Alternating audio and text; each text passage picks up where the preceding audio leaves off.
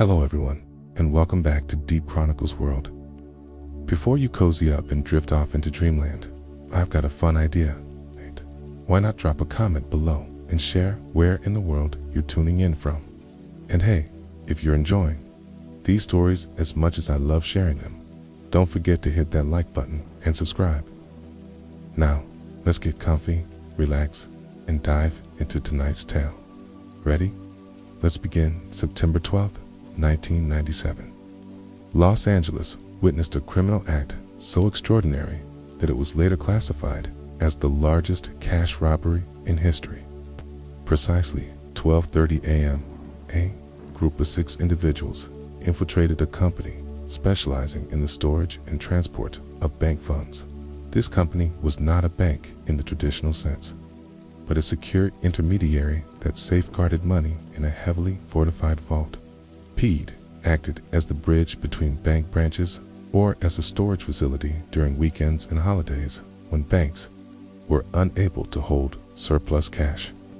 What set this robbery apart wasn't just an audacious amount stolen, but the meticulous planning and simplicity with which it was carried out.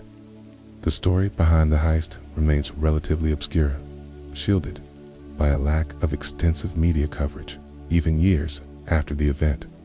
This secrecy stems from 2 key factors: the gang's flawless execution, which left no direct evidence of their identities, and the mastermind's unexpected profile as someone completely unsuspecting, a classic wolf in sheep's clothing. As details emerged over the years, the intricate planning, timing, and execution had been hailed as a masterclass in criminal ingenuity. While the robbery itself lasted a mere 30 minutes, its repercussions spanned decades. The robbers executed their plan, attended a party before and after the heist, and returned to their lives as though nothing extraordinary had occurred. The events of that night revealed a fascinating blend of strategy, trust, and the unforeseen vulnerabilities in what was assumed to be an impenetrable system. The seeds of this audacious crime were sown months earlier at a casual gathering in May 1997. Alan Bass, the eventual mastermind, set a party with his closest friends when he posed a seemingly lighthearted question. What if we became millionaires with a simple, easy plan? His friends, inebriated and amused, dismissed the question as a drunken jest. But Alan persisted, repeating the idea and piquing their curiosity. Someone finally asked, how, setting the stage for Alan to unveil his grand plan. What followed was a detailed outline that he had been secretly crafting. Alan revealed that the target was none other than his workplace, Denbor Armored, a company famed for its high security operations. Initially, the group's reaction was skepticism mixed with ridicule. After all, how could they possibly infiltrate a facility designed to withstand even the most determined intruders? However, as Alan elaborated on his plan, their skepticism began to wane. He presented detailed blueprints, security system layouts, and logistical strategies that highlighted vulnerabilities in the company's operations. The gravity of his proposal shifted the atmosphere in the room from dismissive laughter to serious contemplation. By the end of the night, the group agreed to reconvene and discuss the feasibility of the heist, transforming what began as a joke into a calculated plan for one of the largest robberies in history. The 6 individuals involved in the heist shared a bond forged in childhood. Their friendship was deeply rooted in years of shared experiences, loyalty, and trust. Growing up, they had formed a close-knit group that functioned like a small gang, though not for criminal purposes. They had secret rituals, their own coded language, and even a shared hideout. This unbreakable camaraderie became the foundation for their eventual criminal endeavor. While none of them had a history of serious crimes, they were united by a shared fascination with action movies, particularly those featuring icons like Bruce Lee and Sylvester Stallone. These films fueled their imaginations and inspired a sense of adventure. After high school, the group attempted to join the Navy, motivated by dreams of heroism and camaraderie. However, none of them passed the rigorous entrance exams. Instead, they found work as civilian security contractors, often assigned to guard public and private institutions under police contracts. This shared background in security work provided them with valuable insights into operational procedures and vulnerabilities, which they would later exploit during the heist. Their unique combination of trust, knowledge, and a shared goal made them a formidable team, perfectly suited for the audacious crime Alan had envisioned. Alan Bass worked as a security officer at Denver Armored, a company synonymous with high security, located in a bustling area of Los Angeles. The single-story facility was a fortress-like structure designed to store and transport large sums of cash. Banks often relied on Denver Armored to handle surplus cash during weekends and holidays when their own vaults reached capacity. As a result, the vault at Denver Armored frequently held millions of dollars at any given time. His role as a security officer gave him unparalleled access to the inner workings of the company. His responsibilities included overseeing building safety, inspecting fire extinguishers, monitoring alarms, supervising money transfers, and maintaining the surveillance system. Over time, he developed an intimate understanding of the facility's layout, security protocols, and potential weaknesses. This insider knowledge made him the ideal mastermind for the heist. Alan's position allowed him to observe patterns, identify blind spots in the security system, and devise strategies to circumvent the building's defenses. His familiarity with the staff and their routines further enhanced his ability to plan a seamless operation as he began sharing his insights with the group. They realized that the seemingly impenetrable Denver Armored had exploitable vulnerabilities, setting the stage for their ambitious plan. The preparation phase for the heist spanned 6 months, during which Alan meticulously analyzed every aspect of Denver Armored's security systems. The facility's defenses were divided into 2 main categories: external systems, monitored by the police, and internal systems controlled exclusively by the company. The external systems included cameras positioned around the building's perimeter, while the internal systems consisted of surveillance cameras and alarms within the facility. Alan's primary challenge was to find a way to bypass the external police-monitored cameras, as any breach would trigger an immediate response. To address this, he began building a rapport with the surveillance officer responsible for monitoring these cameras. Under the pretext of casual conversations during coffee breaks, Alan gathered valuable information about the system's operations and limitations. Initially, he considered recruiting the surveillance officer into the plan, but ultimately decided against it, as his friends believed the officer's weak personality made him a liability. Instead, Alan devised a plan to subtly manipulate the camera angles, creating small blind spots near the entrances. He also proposed repositioning some of the internal cameras, claiming it would improve security by eliminating existing blind spots. Management approved these changes, unwittingly aiding the gang's preparations for the heist, while the external cameras posed a significant challenge. The internal surveillance system proved to be a more manageable obstacle. Alan discovered that the internal cameras operated on a closed-circuit system exclusive to the company, with no direct connection to the police. This meant that once inside the building, the gang could disable the internal system without triggering an external alarm.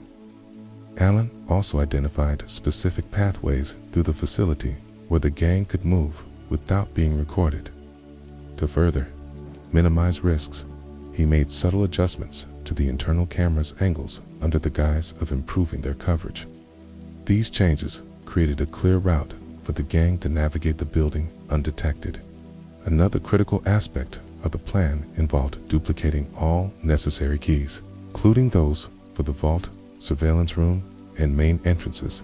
Alan's position as a trusted employee allowed him to access these keys without arousing suspicion. With every detail meticulously planned, the group felt confident in their ability to execute the heist. Alan's intimate knowledge of the facility's security systems and his ability to manipulate them were instrumental in creating a foolproof strategy. The gang's preparations reached their final stages, and the countdown to the robbery began. As the date of the heist approached, the gang focused on fine-tuning their plan and addressing potential contingencies. They rented a large truck from a company known for its oversized vehicles, ensuring the license plates would remain obscured by the vehicle's design. This would prevent the police-monitored cameras from capturing any identifying information. To further minimize their exposure, the gang decided to execute the heist during a time when the building was least likely to be staffed. Alan's knowledge of the facility's schedule allowed them to identify the optimal window of opportunity. The plan also included measures to erase any evidence of their presence. They would disable the surveillance system, wipe the recordings, and lock up the building after completing the heist, leaving no trace of their activities. The gang rehearsed their roles and practiced their movements to ensure a smooth execution. Their preparations were so thorough that they even accounted for the possibility of being spotted by passing vehicles or pedestrians. By the time the night of the heist arrived, every detail had been meticulously planned, leaving nothing to chance. The gang was ready to carry out one of the most audacious crimes in history. The heist began in the early hours of September 12, 1997. The gang arrived at Denver armored, under the cover of darkness, using the blind spots Alan had created to avoid detection by the external cameras. They quickly gained entry to the building using the duplicated keys and moved swiftly to disable the internal alarm system. Alan's adjustments to the camera angles ensured that their movements went unrecorded. Once inside, the gang made their way to the vault, where millions of dollars in cash were stored. They worked efficiently, loading the money into the rental truck with precision and speed. The entire operation lasted just 30 minutes, a testament to their meticulous planning and rehearsals. After securing the cash, they carefully erased any evidence of their presence, wiping the surveillance recordings and resetting the alarm system. They locked up the building and left the scene as if nothing had happened. The gang then returned to their respective lives, blending seamlessly back into their routines. Remarkably, they even attended a party that same night, acting as though nothing extraordinary had occurred. Their ability to maintain their composure and avoid suspicion was a testament to their discipline and preparation. The discovery of the robbery shocked the staff at Denver, armored, and law enforcement officials. The sheer scale of the theft and the lack of evidence made it one of the most challenging cases investigators had ever encountered.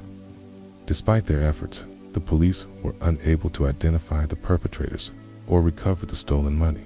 The gang's meticulous planning and execution had left no direct leads for investigators to follow. The case quickly gained notoriety as the largest cash robbery in history, but media coverage remained surprisingly limited. The secrecy surrounding the heist was partly due to the embarrassment it caused for Denver armored and law enforcement.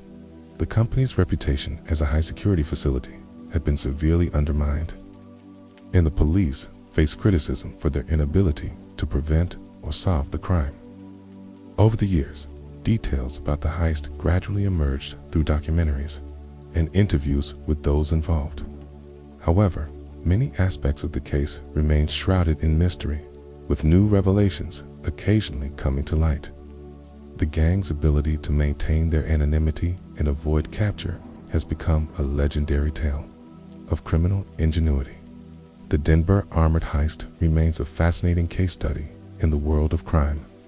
It highlights the vulnerabilities in even the most secure systems and the lengths to which individuals can go to exploit them. The gang's ability to execute such a complex plan without leaving any evidence of their identities has earned them a place in the annals of criminal history. While their motivations and actions were undeniably criminal, their ingenuity and discipline have been acknowledged as remarkable. The story serves as a cautionary tale for security professionals and a reminder of the importance of vigilance and innovation in the face of evolving threats. For the 6 individuals involved, the heist was not just a crime, but a test of their trust, loyalty, and ingenuity. Their bond as childhood friends and their shared experiences provided the foundation for their success. As new details continued to emerge, the Denver armored heist remains a compelling narrative of ambition, strategy, and the human capacity for both creativity and deception. It is a story that will undoubtedly continue to captivate and intrigue for generations to come. City of Los Angeles glimmered like a jewel under the California sun, a place where dreams were made and broken in equal measure. It was a city of contrast as luxury sports cars zoomed past homeless encampments, and the mansions of Hollywood elites stood just miles away from struggling neighborhoods. In this world of glitz and glamour, where fame was the ultimate currency, a group of teenagers dared to dream bigger than most. But their dreams weren't of red carpets or Oscar awards. They were of fast money, stolen treasures, and the thrill of outsmarting the rich and famous. At the center of this story was Nicholas Prugo, a young man with a fragile ego and a burning desire to be someone important. Born and raised in the San Fernando Valley, Nicholas grew up in the shadow of Hollywood's towering success. He wasn't rich, he wasn't particularly confident, and he certainly wasn't famous. But he had one thing, an unshakable belief that he was destined for greatness. Nicholas's journey into the world of crime began innocently enough. He met Rachel Lee, a girl who was everything he wasn't: confident, charismatic, and fearless. Rachel had an obsession with celebrities and their lavish lifestyles. She introduced Nicholas to a world he had only seen from afar. Together, they started small, stealing from unlocked cars in the upscale neighborhoods of Calabasas. It was almost too easy. People in these areas were so trusting, so careless, that they often left their cars unlocked with valuables inside. Nicholas and Rachel would drive around at night, scouting for opportunities. One night, they stumbled upon a brand new Porsche with the keys still in the ignition. The car was worth $75,000, and Rachel saw it as a sign. She turned to Nicholas and said, "This is our chance. Let's take it." Nicholas hesitated. Fear of getting caught gnawed at him, but Rachel's confidence was infectious. She assured him that they wouldn't get caught, and against his better judgment, Nicholas agreed.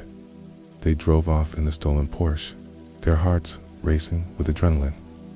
To avoid detection, they swapped the license plates with those of a similar car, a trick they had learned from watching crime shows. For the next year, Nicholas and Rachel continued their spree, stealing cars and valuables from unsuspecting victims. But as their confidence grew, so did their ambitions. They wanted more and more money, more excitement, more recognition. Their first big break came when they targeted the home of a YouTuber named Eden Sassoon. Eden had posted on MySpace about traveling for 11 days, leaving his home unattended. Nicholas and Rachel saw this as the perfect opportunity. Using the information Eden had shared online, they located his address and scouted the area. On the night of the robbery, they found the back door unlocked, the stroke of luck that felt almost too good to be true. Inside, they found $3,000 in cash and other valuables. It was their biggest haul yet, and it fueled their desire for more. But this was just the beginning. Nicholas and Rachel soon realized that the internet was a goldmine of information. Celebrities and influencers often shared details about their lives online, from their travel plans to the layout of their homes. This made them easy targets. Their next victim was Paris Hilton, the heiress and reality TV star. Paris had posted a photo on Instagram wearing a $4 million diamond ring, and Nicholas and Rachel knew they had to act fast.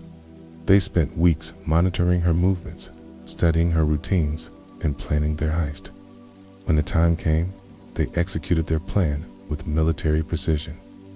Disguised as police officers, they entered Paris's apartment, tied her up, and made off with millions of dollars worth of jewelry.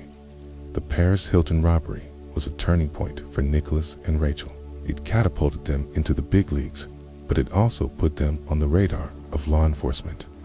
The police launched a massive investigation, and Nicholas knew they had to be more careful. But the thrill of the heist was addictive, and they couldn't stop. They continued to target celebrities, using the same methods, scouting their targets online, studying their routines, and striking when the time was right. Each robbery was more daring than the last, and each time they walked away with more loot. But as their crimes grew bolder, so did the risks. Nicholas began to feel the pressure. He was constantly looking over his shoulder, paranoid that the police were closing in. Rachel, on the other hand, seemed unfazed. She thrived on the adrenaline, the rush of outsmarting the rich and famous.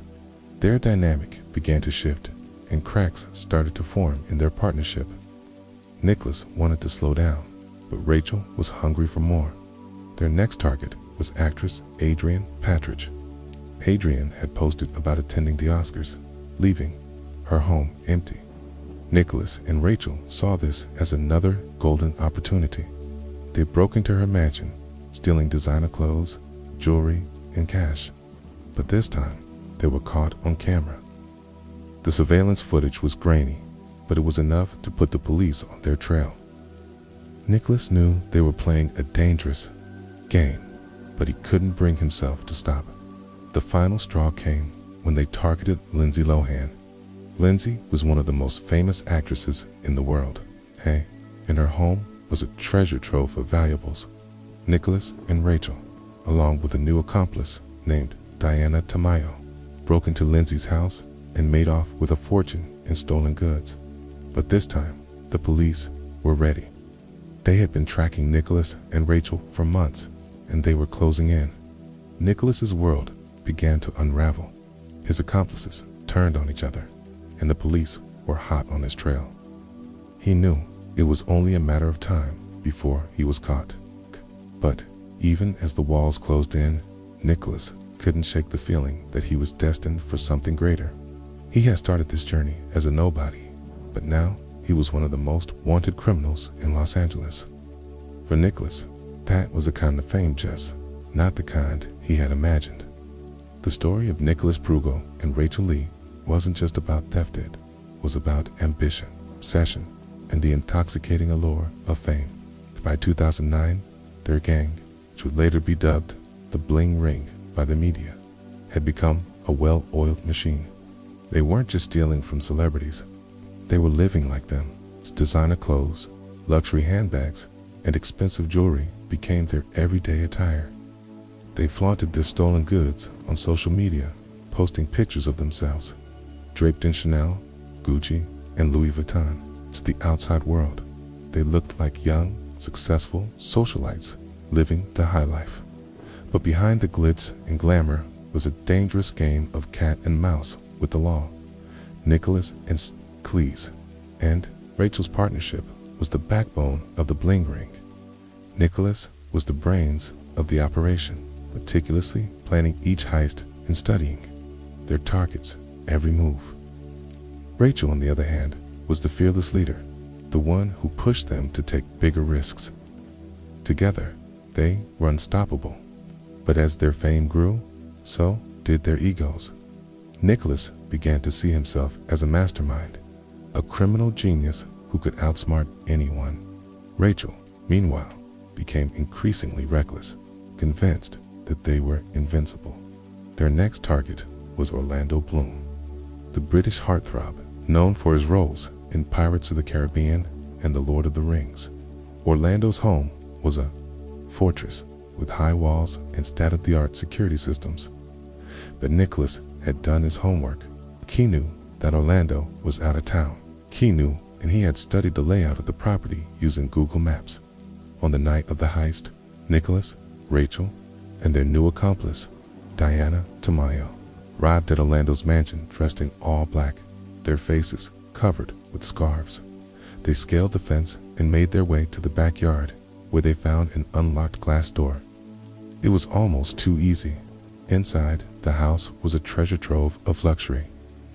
Designer clothes hung in the closets, Rolex watches gleamed in the drawers, and stacks of cash were scattered throughout the rooms. Nicholas and his crew moved quickly, filling their bags with as much loot as they could carry. But as they were leaving, Nicholas noticed something that made his blood run cold. Surveillance camera pointed directly at them. He knew they had been caught on tape, but there was no time to worry about it now. They fled the scene, their hearts pounding with a mix of fear and exhilaration. The next morning, Orlando returned home to find his house ransacked. The police were called, and the surveillance footage was reviewed. The images were blurry, but they clearly showed 3 figures entering and leaving the property. The media quickly picked up the story, and the bling ring was thrust into the spotlight. For Nicholas, this was both a blessing and a curse. On one hand, he loved the attention. For the first time in his life, he felt important. On the other hand, he knew that the police were closing in. As the pressure mounted, cracks began to form in the bling ring. Nicholas and Rachel's relationship grew tense, with each blaming the other for their close calls with the law. Diana, who had joined the group hoping for a taste of the high life, began to have second thoughts. She had never imagined that things would get this dangerous. Meanwhile, the media frenzy surrounding the bling ring only grew. News outlets dubbed them the Hollywood Hills burglars, and their exploits became the talk of the town. But the bling ring wasn't just about Nicholas, Rachel, and Diana.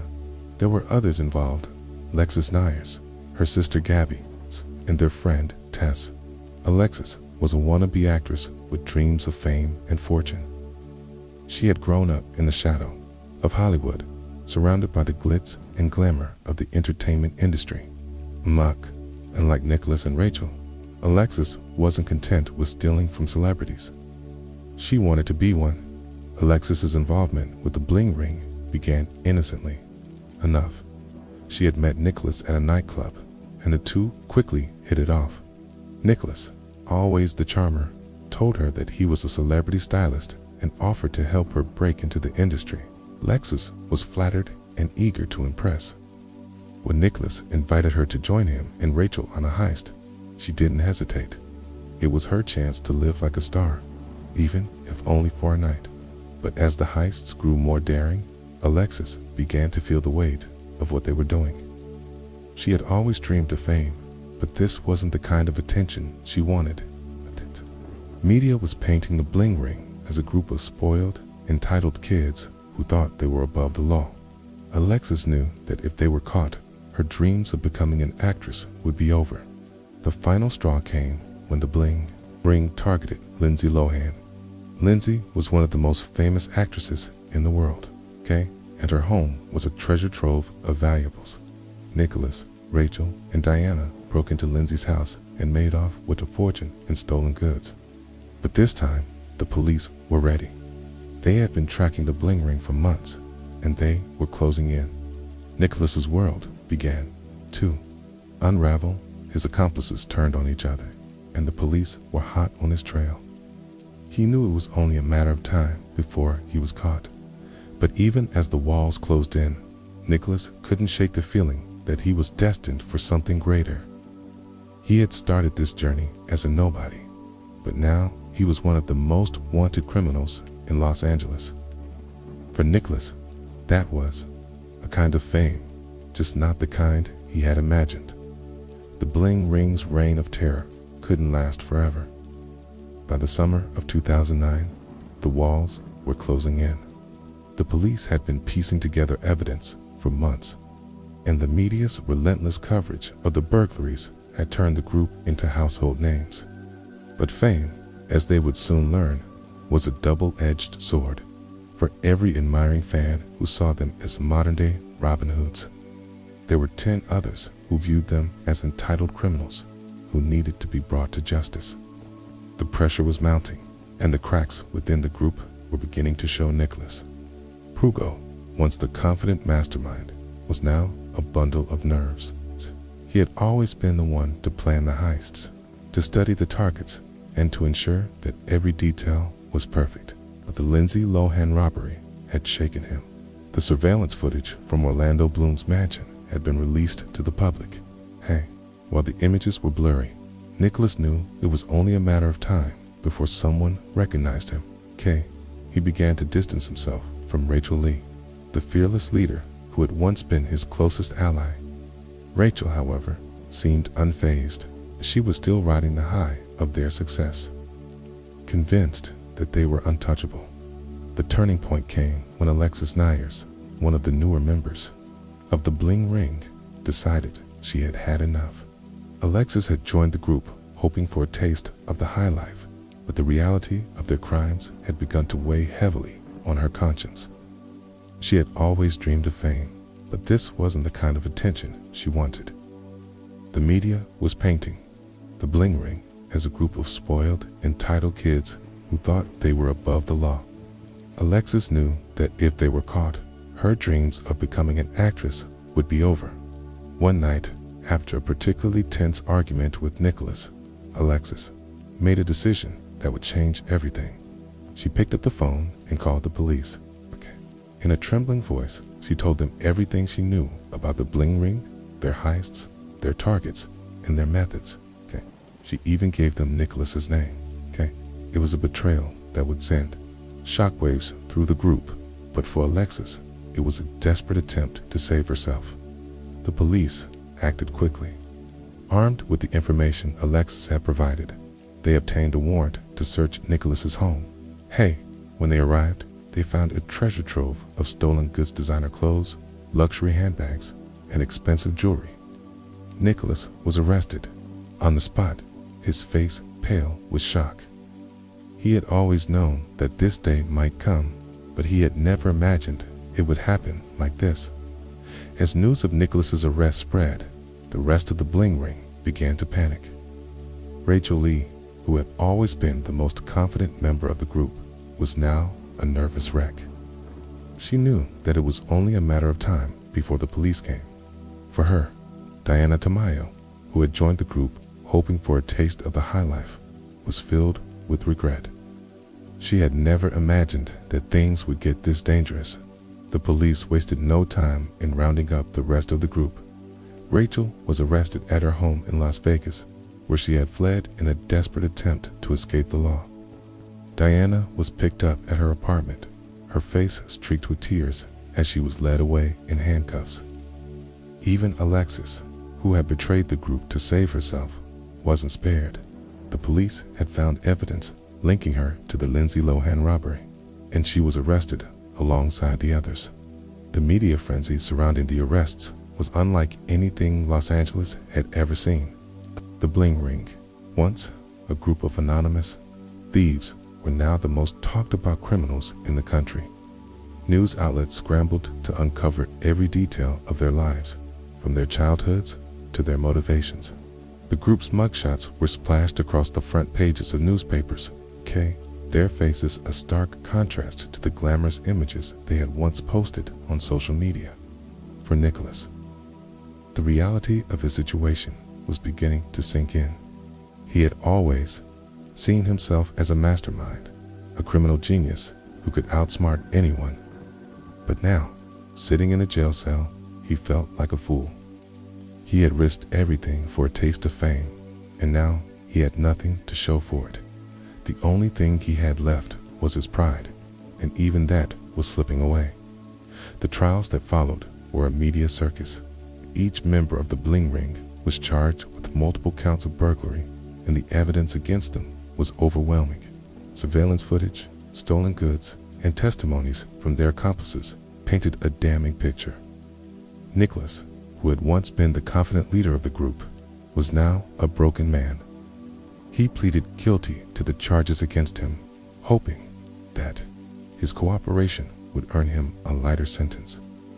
Rachel, on the other hand, refused to back down. She maintained her innocence, claiming that she had been coerced into participating in the heists, but the evidence against her was too strong, and she was eventually convicted and sentenced to 4 years in prison. Diana, who had always been the most reluctant member of the group, received a lighter sentence of 3 years of probation and community service. Alexis, who had betrayed the group to save herself, was sentenced to 6 months in prison. But even as she served her time, she couldn't escape the media's relentless scrutiny. Her mugshot became one of the most iconic images of the Bling Ring saga, a stark reminder of the consequences of her actions. For the members of the Bling Ring, the arrests marked the end of an era. They had started out as a group of teenagers with big dreams and even bigger ambitions. But their quest for fame and fortune had led them down a dark path, one that ended in betrayal, arrests, and shattered dreams. The fall of the Bling Ring was as dramatic as its rise. By the time the dust settled, the group that had once been the talk of Hollywood was now a cautionary tale. The media, which had once glorified their exploits, now painted them as entitled criminals who had gotten what they deserved. But for the members of the Bling Ring, the aftermath of their arrests was a time of reflection, regret, and, for some, redemption. Nicholas Prugo, the self-proclaimed mastermind of the group, was the first to face the consequences of his actions.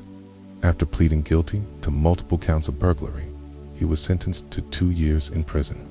But for Nicholas, the hardest part wasn't the time behind bars, it was the realization that he had thrown away his life for nothing.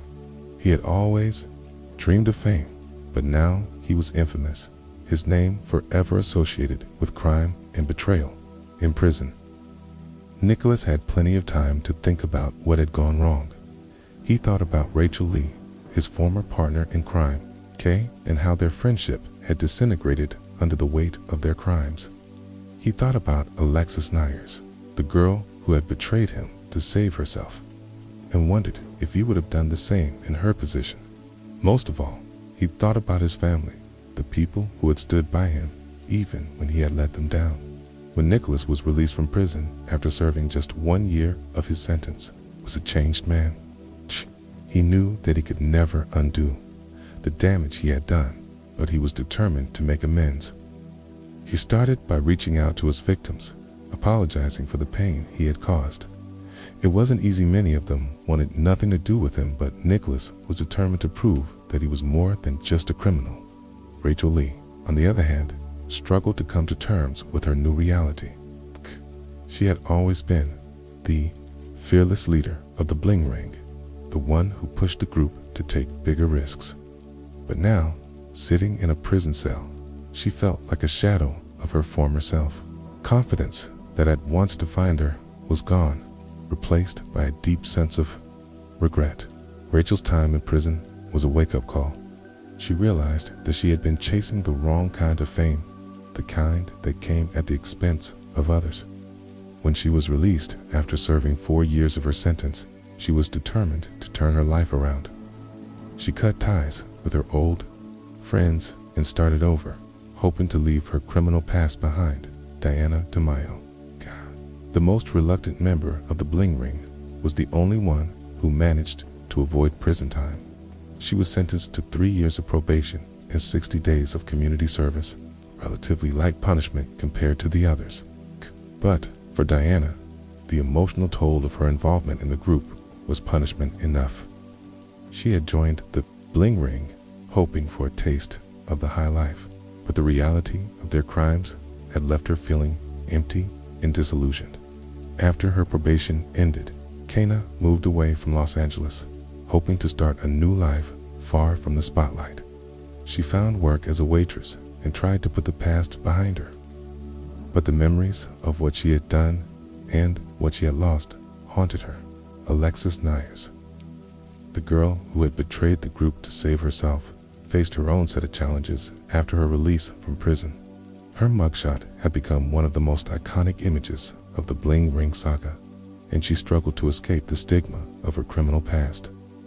But Alexis was determined to rebuild her life. She reconnected with her family and began working on a memoir, hoping to tell her side of the story. In 2010, Alexis's memoir, I'm Not Sorry, was published, and it quickly became a bestseller. The book was a raw and honest account of her involvement in the bling ring, and it offered a glimpse into the world of fame, obsession, and crime that had consumed her. For Alexis, writing the book was a form of therapy, a way to make sense of the choices she had made and the consequences she had faced. The media, which had once vilified the members of the bling ring, now began to see them in a different light. Nicholas, Rachel, Diana, and Alexis were no longer just criminals.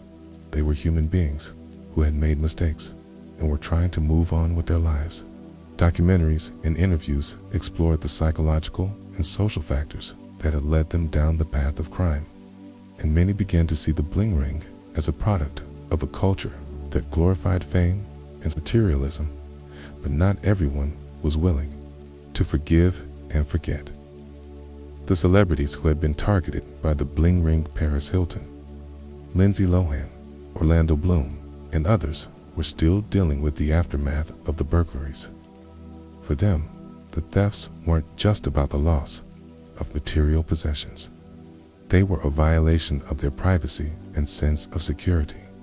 Paris Hilton, who had been one of the bling ring's most high-profile victims, spoke out about the impact the burglaries had had on her life.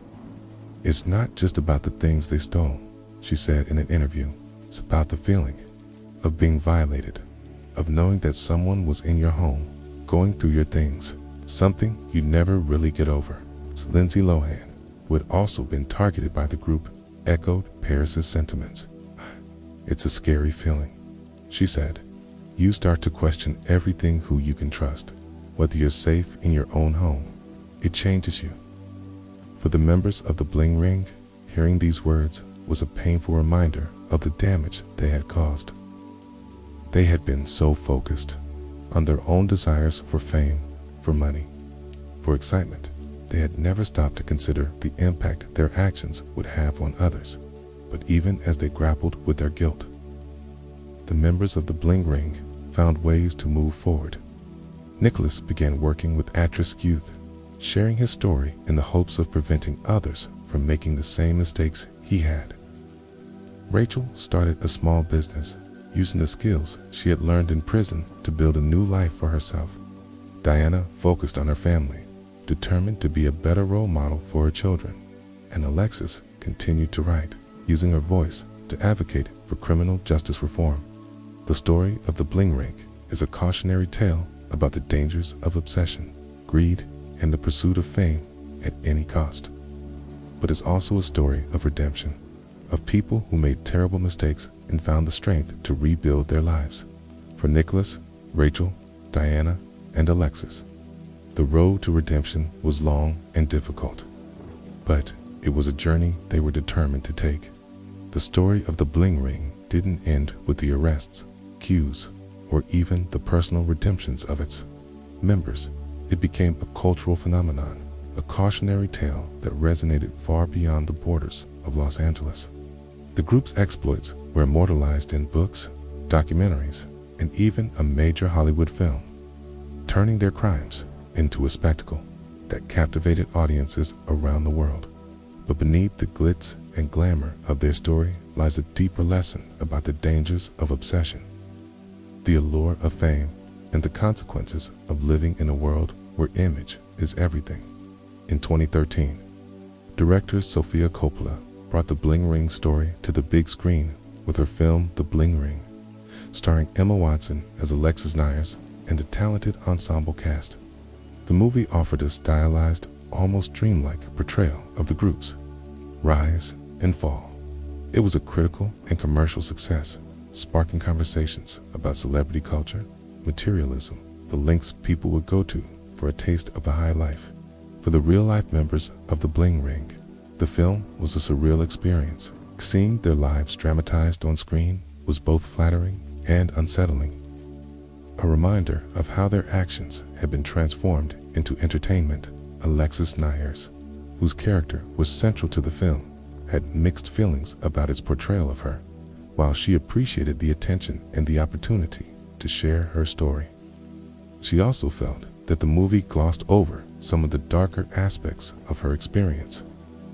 "It's strange to see your life turned into a movie," she said in an interview. "There's a part of you that wants to be proud, but there's also a part of you that feels exposed, like people are judging you all over again." For Nicholas Prugo, the film was a painful reminder of the mistakes he had made. He watched it with a sense of detachment, as if he were viewing the life of someone else. "It's hard to watch something like that and not feel regret," he admitted.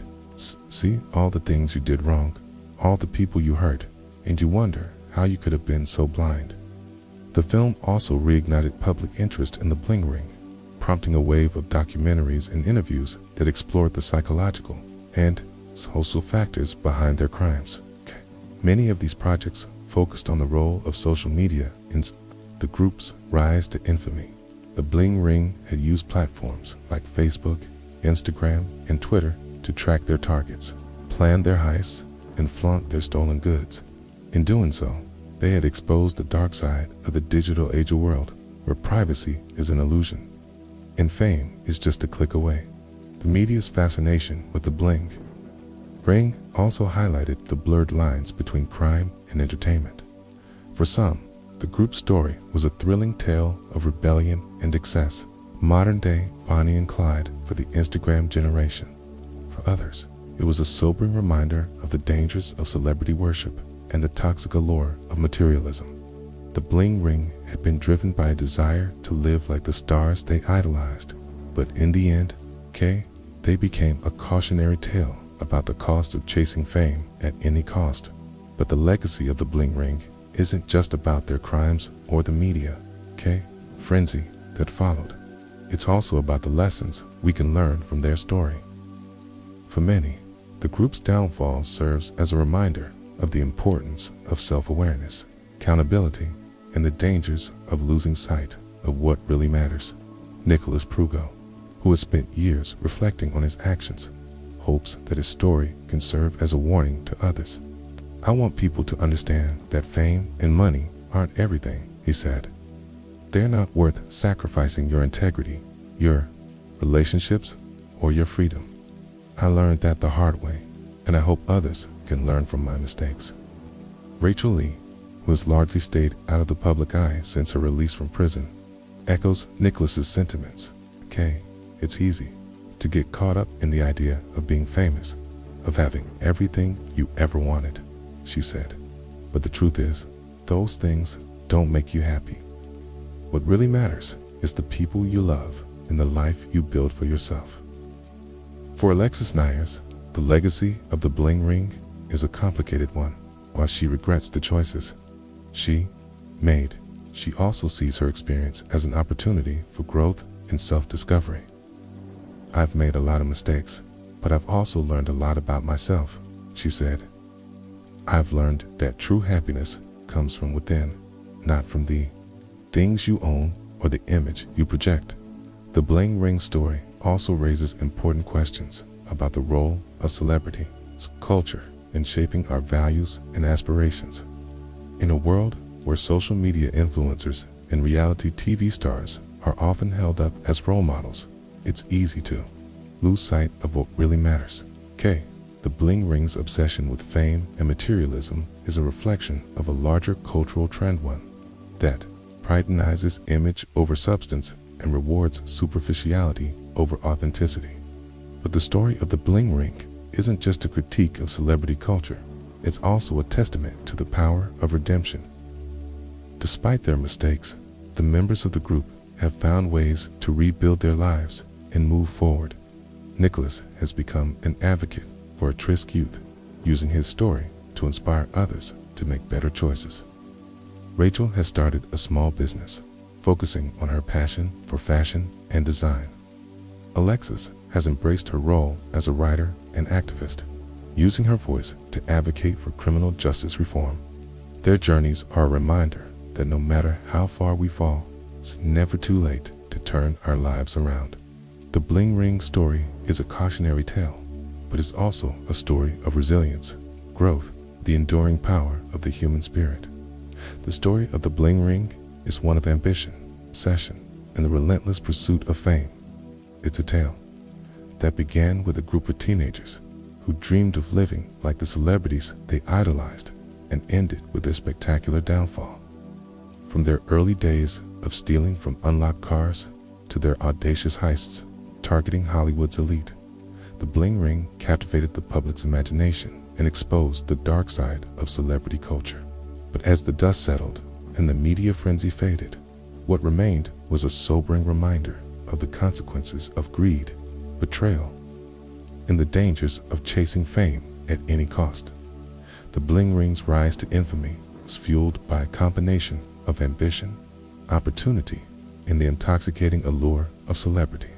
Nicholas Prugo, the self-proclaimed mastermind, Kay, and Rachel Lee, the fearless leader, were the driving forces behind the group's crimes. They used social media to track their targets, study their routines, and plan their heists with military precision. Their targets Paris Hilton, Lindsay Lohan, Orlando Bloom, and others were more than just victims.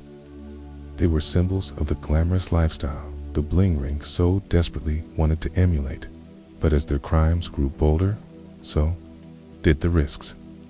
The group's downfall was as dramatic as their rise, marked by betrayal, arrests, and the harsh reality of life behind bars. Nicholas, Rachel, Alexis Nyers, Diana Tamayo, and the other members of the bling ring were forced to confront the consequences of their actions, both legally and personally. Their story became a cautionary tale, a reminder that the pursuit of fame and fortune often comes at a steep price. The aftermath of the bling ring's crimes was a time of reflection and redemption for its members. Nicholas, who had once dreamed of being a criminal mastermind, found himself grappling with guilt and regret. After serving time in prison, he dedicated himself to helping at-risk youth, using his story as a warning to others. Kayla's leader, who had always been so confident, struggled to rebuild her life after her release. She started a small business and tried to leave her criminal past behind, but the scars of her mistakes remained. Alexis Nyers, whose betrayal of the group had marked the beginning of the end, found redemption through writing and activism. Her memoir, I'm Not Sorry, offered a raw and honest account of her involvement in the bling ring and became a bestseller. She used her platform to advocate for criminal justice reform and to share the lessons she had learned from her mistakes. Diana Tamayo, the most reluctant member of the group, moved away from Los Angeles and focused on her family, determined to build a better life for herself and her children.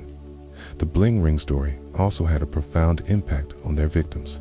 For Paris Hilton, Lindsay Lohan, and the other celebrities who were targeted, the burglaries were more than just a violation of their privacy. They were a reminder of the dangers of living in the public eye. The thefts left them feeling vulnerable and exposed, a stark contrast to the glamorous image they projected to the world. But the legacy of the bling ring extends far beyond the individuals involved. Their story has become a cultural phenomenon, immortalized in books, documentaries, and films. It has sparked conversations about celebrity culture, materialism, and the dangers of living in a world where image is everything. The bling ring's crimes were a product of their time, a reflection of a society that glorifies fame and wealth above all else. In the years since their downfall, the members of the bling ring have tried to move on with their lives. They have faced their mistakes, sought redemption, and worked to rebuild what they had lost.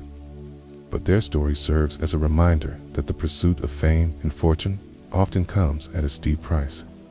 It's a cautionary tale about the dangers of obsession, the allure of celebrity, and the importance of staying true to oneself. As we reflect on the bling ring story, it's important to remember that fame and wealth are not the keys to happiness. True success comes from within, from the relationships we build, the values we uphold, and the lives we lead. The bling ring's journey is a reminder that the things we chase, whether it's fame, money, or material possessions, aren't often fleeting. What truly matters is the legacy we leave behind and the impact we have on the world around us. The story of the bling ring is one that will continue to captivate and intrigue for years to come. It's a tale of ambition, obsession, and the relentless pursuit of fame, but it's also a story of redemption, resilience, and the enduring power of the human spirit. The members of the Bling Ring made terrible mistakes, but they also found the strength to rebuild their lives and move forward. As we close this chapter, let's remember the lessons their story teaches us. Fame and fortune may be alluring, but they are not worth sacrificing our integrity, our relationships, or our freedom. True success comes from within, from the choices we make and the lives we lead. The Bling Ring story is a cautionary tale, but it's also a reminder that no matter how far we fall, it's never too late to turn our lives around. Thank you for joining us on this journey through the rise and fall of the Bling Ring. If you enjoyed this story, don't forget to like, share, and subscribe for more captivating tales. And if you're interested in exploring another fascinating story, check out our video on insert related topic here. Until next time, stay curious, stay inspired, and remember, true success is about more than just fame and fortune. See you tomorrow. The kind of cold that seeped into your bones and made you wish you'd never left the warmth of your home. Steve tightened his grip on the steering wheel as he pulled into the driveway of his suburban Oklahoma City home. His wife, Helen, sitting quietly beside him. They had just returned from a rare night out, a movie followed by a quiet dinner at their favorite Italian restaurant. It was their day off, a chance to unwind from the stress of Steve's demanding job as the vice president of a local bank. Helen had been quiet for most of the ride home, lost in thought, but Steve didn't mind. He was just glad to have spent the evening with her, away from the pressures of work. As they entered the garage, Steve pressed the button to close the door behind them, the mechanical worry filling the silence. But before the door could fully close, another car sped in behind them, its headlights blinding in the rearview mirror. Steve froze, his heart pounding as two men stepped out of the car. They were dressed in dark clothing, their faces obscured by hats and scarves. One of them approached Steve's window, tapping on the glass with the barrel of a gun. "Mr. Steve," the man said, his voice calm but firm, "we're from the federal police. We need you to come with us. This is a matter of your safety and your life." Helen gasped, her hand flying to her mouth, but Steve remained silent, his mind racing. He knew this wasn't right. Federal officers wouldn't approach him like this in the middle of the night in his own garage. But before he could react, the man opened the car door and pulled Steve out, shoving him against the wall. Helen screamed, but the other man was already at her side, his gun trained on her. "Don't make this harder than it has to be," the first man said, his voice low and menacing. Steve's mind was a whirlwind of fear and confusion. Were these men? What did they want from him? But why had they chosen him, of all people? As the men forced Steve and Helen into their house, Steve couldn't shake the feeling that this was just the beginning of something much bigger, something far more dangerous than he could have ever imagined. Little did he know, this night would unravel a story of crime, betrayal, and a criminal mastermind whose brilliance was matched only by his ruthlessness. This was the night that would change everything. The man who had orchestrated this nightmare was Terry Connor. It's a name that would soon become synonymous with fear and infamy. Terry's journey into the world of crime had begun decades earlier. In a small California town where he had grown up as the quiet, skinny kid who always seemed to be the target of bullies. Born in 1944 to a modest family, Terry had always felt out of place, as if he didn't belong in the world around him. He was intelligent, far more so than his peers. But his sharp mind was often overshadowed by his social awkwardness and the mild mental disorder that made it difficult for him to connect with others. Terry's parents did their best to provide for him, but they were struggling to make ends meet. and their attention was often divided between work and their other children. As a result, Terry spent much of his childhood alone, lost in his own thoughts and dreams. It was during these solitary moments that he began to develop a fascination with puzzles and problem solving. He would spend hours analyzing complex problems, breaking them down into smaller, more manageable parts until he found a solution. This skill would later become the foundation of his criminal career, but for now was just a way for Terry to escape the harsh realities of his life. As he grew older, Terry's intelligence and analytical mind began to manifest in more sinister ways. He started small, stealing from local businesses and experimenting with different methods of breaking and entering. At first, it was just a way to prove to himself that he could outsmart the system, but as his confidence grew, so did his ambitions. By the time he was in his early 20s, Terry had set his sights on a much bigger target: banks. His first major heist was a small bank in Arizona, a place he had chosen because of its minimal security and remote location. Terry spent weeks planning the operation, studying the bank's layout, the routines of its employees, and the weaknesses in its security systems. When the day finally came, Terry executed the plan flawlessly, slipping into the bank unnoticed and making off with a modest sum of money. It wasn't a life-changing amount, but for Terry, was a victory of proof of concept that he could pull off something far more ambitious.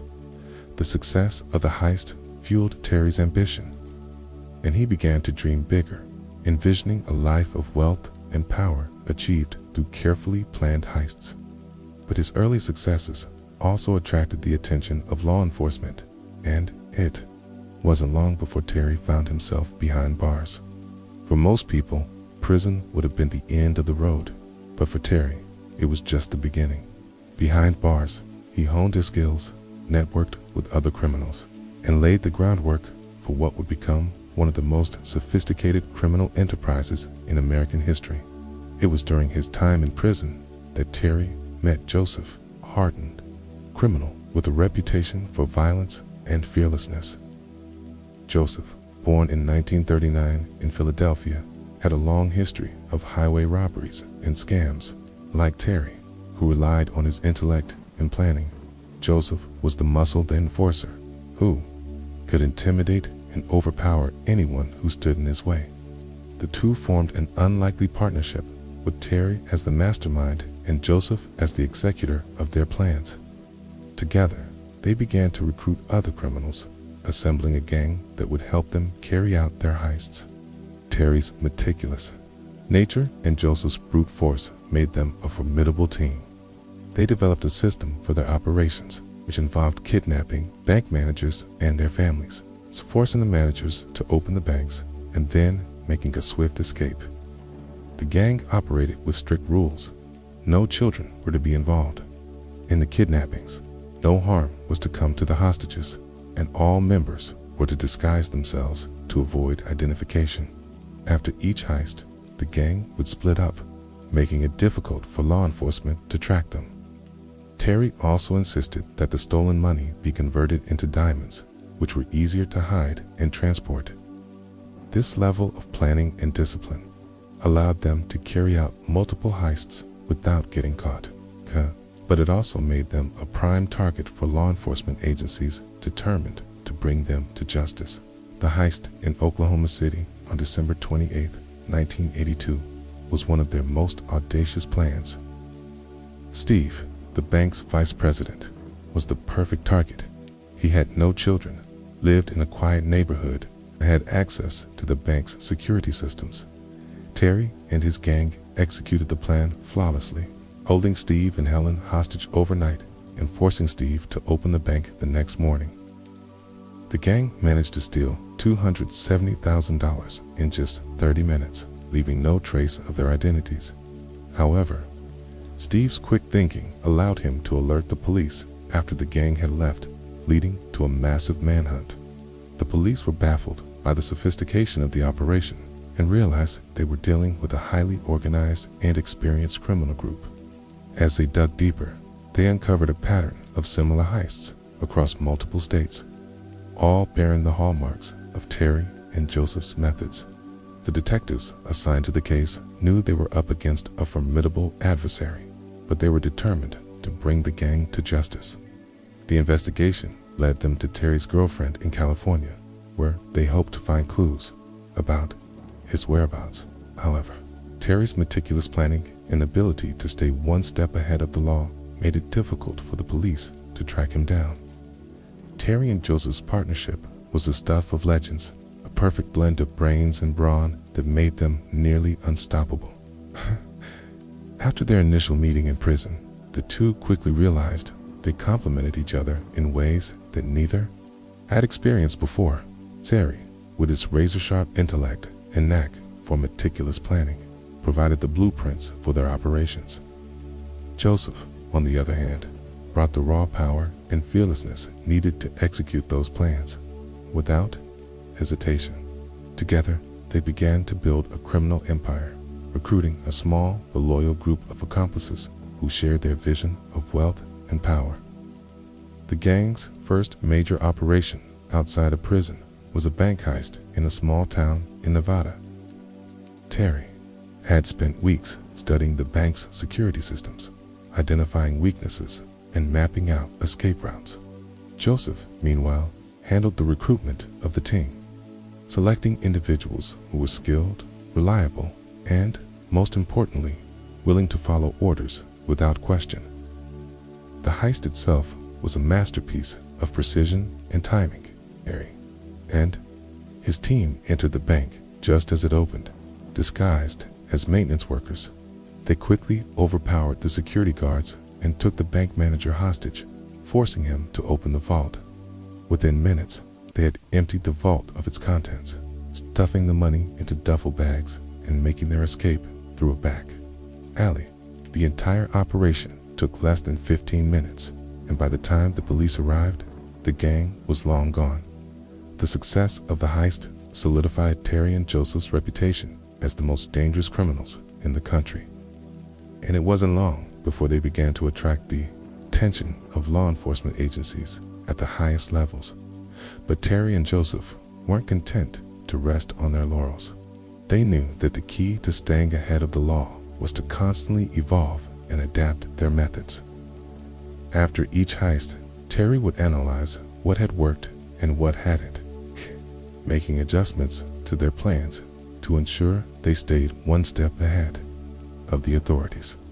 Joseph, meanwhile, focused on expanding their network of contacts, forging alliances with other criminal organizations, and securing safe houses where the gang could lay low between jobs. One of the most significant changes Terry made to their operations was the introduction of psychological tactics. He realized that fear was a powerful tool, one that could be used to control not only their victims, but also the police. In one particularly daring heist, Terry and Joseph kidnapped the family of a bank manager and held them hostage overnight, threatening to harm them if the manager didn't cooperate. The next morning, the manager opened the bank for them, and the gang made off with over $500,000 in cash and valuables. The psychological impact of the heist was profound, not only on the victims, but also on the law enforcement officers tasked with bringing the gang to justice. The police were baffled by the gang's ability to strike with such precision and disappear without a trace, leaving behind only fear and confusion in their wake. As the gang's reputation grew, so did their ambitions. Terry began to dream of pulling off the ultimate heist, one that would cement their place in criminal history. He spent months planning the operation, studying the security systems of some of the most heavily guarded banks in the country. Eventually, he settled on a target, the First National Bank of Oklahoma City, one of the largest and most secure banks in the region. The bank's vault was rumored to contain millions of dollars in cash, gold, and other valuables, making it the perfect target for Terry's grand plan. But pulling off the heist would require more than just careful planning and brute force. It would require a level of coordination and discipline that few criminal organizations could achieve. Terry knew that the key to success lay in the gang's ability to work together as a single, cohesive unit, each member playing their part to perfection. To that end, he implemented a strict set of rules for the gang to follow.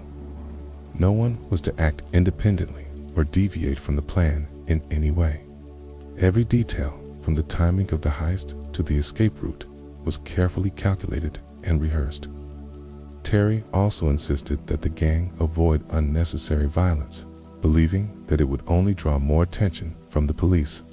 Instead, he relied on intimidation and psychological manipulation to control their victims, a tactic that had proven highly effective in their previous heists. The night before the heist, Terry gathered the gang for a final briefing. They met in a secluded safe house on the outskirts of Oklahoma City, far from prying eyes. Terry laid out the plan in meticulous detail, going over every step of the operation and answering any questions the gang members had. Joseph, meanwhile, inspected the weapons and equipment they would be using, ensuring that everything was in perfect working order. As the meeting drew to a close, Terry looked around the room at the faces of his team. These were men and women who had put their trust in him, who had followed him into some of the most dangerous situations imaginable. He knew that the success of the heist depended on their ability to work together, to trust each other implicitly. "Remember," he said, his voice calm but firm, "this isn't just about the money. This is about proving that we're the best, that no one can stop us. If we stick to the plan and stay focused, we'll walk away with more than just a payday. We'll walk away with our freedom." The gang nodded in agreement, their faces set with determination. They knew the risks, but they also knew the rewards, okay? And they were ready to do whatever it took to succeed. The next morning, the gang put their plan into action. Terry and Joseph led the team into the bank, disguised as federal agents. They moved with precision and confidence, their years of experience evident in every step they took. The bank's security guards were caught off guard, their training no match for the gang's ruthless efficiency. Within minutes, the gang had taken control of the bank, herding the employees and customers into a corner and securing the area. Terry approached the bank manager, a middle-aged man named Steve, and demanded that he open the vault. Steve hesitated, his eyes darting around the room as if searching for a way out. But Terry's cold, calculating gaze left no room for doubt. "Open the vault," Terry repeated, his voice low and menacing, "or we'll start shooting." Steve nodded, his hands trembling as he entered the code into the vault's security system. The heavy door swung open, revealing stacks of cash, gold bars, and other valuables.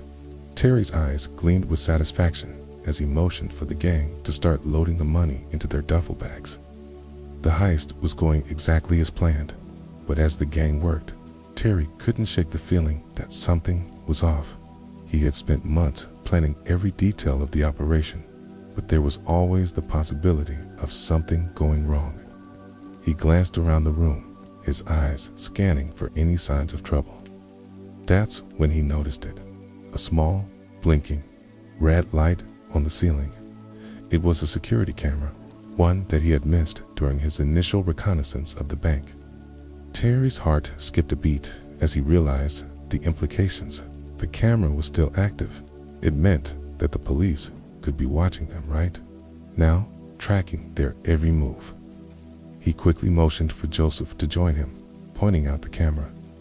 Joseph's face darkened as he understood the situation. "We need to move," he said, his voice tense. "Now." Terry nodded, his mind racing as he tried to figure out their next move. They had planned for every contingency, but this was something they hadn't anticipated.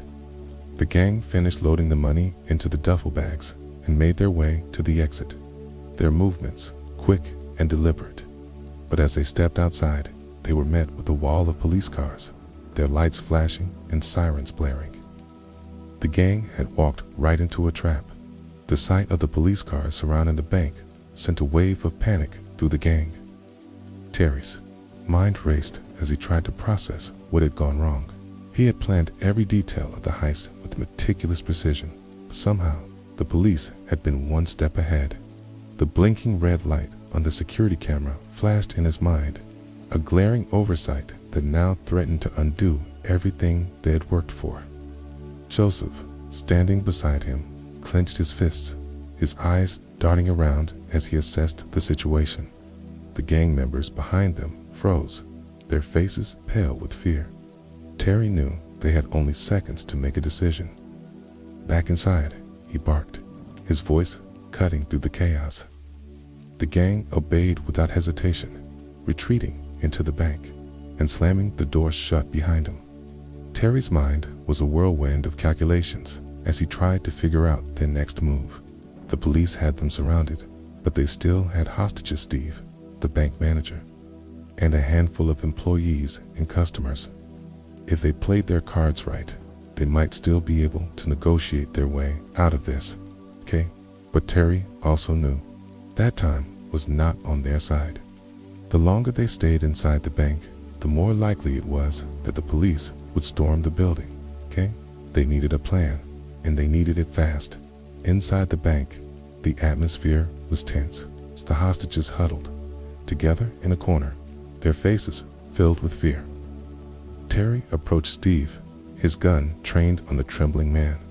"You," he said, his voice cold and steady, "are going to help us get out of here. If you do exactly as I say, no one gets hurt. But if you try anything stupid..." He didn't finish the sentence, but the implication was clear. Steve nodded, his hands shaking as he raised them in surrender. Terry turned to Joseph and the rest of the gang, his mind racing as he formulated a plan. "We're going out the back," he said. "There's a service entrance that leads to an alley.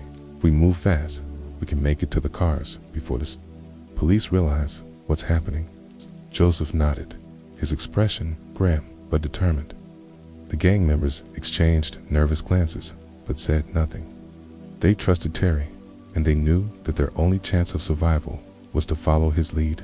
Terry handed Steve a phone and instructed him to call the police. "Tell them we're coming out," he said, "and tell them that if they try to stop us, we'll start shooting the hostages." Steve hesitated, his hands trembling as he dialed the number. Terry watched him closely, his finger resting on the trigger of his gun. He knew that one wrong move could mean the end for all of them. Outside, the police were preparing for a standoff. The bank was surrounded, with officers positioned at every exit. The SWAT team was on standby, ready to storm the building if necessary. The police chief, a grizzled veteran named Detective Harris, stood at the front of the barricade, his eyes fixed on the bank's doors. He had been tracking Terry and Joseph for months, and he wasn't about to let them slip through his fingers. Now, when the call came in from Steve, Harris listened carefully, his jaw tightening as he heard the demands. "We're coming out," Steve said, his voice shaking. "If you try to stop us, they'll start shooting the hostages." Harris clenched his fists, his mind racing as he tried to figure out the best course of action. He knew that Terry and Joseph were dangerous, but he also knew that he couldn't risk the lives of the hostages. After a moment of tense silence, Harris made his decision. "Let them go," he said to his team. "Follow them. We'll get them when they least expect it." The officers nodded, their faces set with determination. They had been chasing Terry and Joseph for too long to let them escape now. Inside the bank, Terry and his gang were preparing to make their move. They had gathered the hostages together and were using them as human shields as they made their way to the service entrance. Terry led the way, his gun trained on Steve as they moved through the bank's corridors. Joseph brought up the rear, his eyes scanning for any signs of trouble. The gang members followed closely behind, their duffel bags filled with cash and valuables slung over their shoulders. As they reached the service entrance, Terry paused, his heart pounding in his chest. He knew that the next few minutes would determine whether they lived or died. Taking a deep breath, he pushed the door open and stepped outside, his gun pressed against Steve's back. The alley was empty, but Terry knew that the police were watching. He motioned for the gang to follow, their movements quick and deliberate. They made their way to the cars parked at the end of the alley, their eyes darting around for any signs of the police. Terry's mind was a whirlwind of thoughts as he tried to anticipate the police's next move. He knew that they wouldn't let them go without a fight, but he also knew that they had the upper hand for now. As the gang piled into the cars, Terry kept his gun trained on Steve. "You're coming with us," he said, his voice cold and steady. "The police tried to follow us. You're the first one to go." Steve nodded, his face pale with fear. Terry shoved him into the back seat of one of the cars and climbed in after him, his eyes scanning the alley for any signs of movement.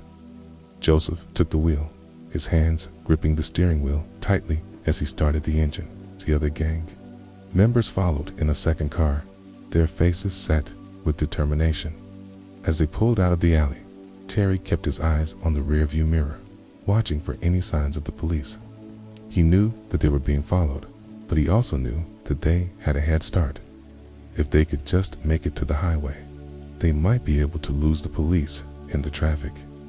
But Terry also knew that the police wouldn't give up that easily. They had been chasing him and Joseph for too long to let them escape now. The car sped through the streets of Oklahoma City, their tires screeching as they rounded corners and weaved through traffic. Terry's mind was a whirlwind of thoughts as he tried to anticipate the police's next move. He knew that they would be setting up roadblocks and checkpoints, trying to cut off their escape routes. But Terry also knew the city like the back of his hand, and he had planned for this.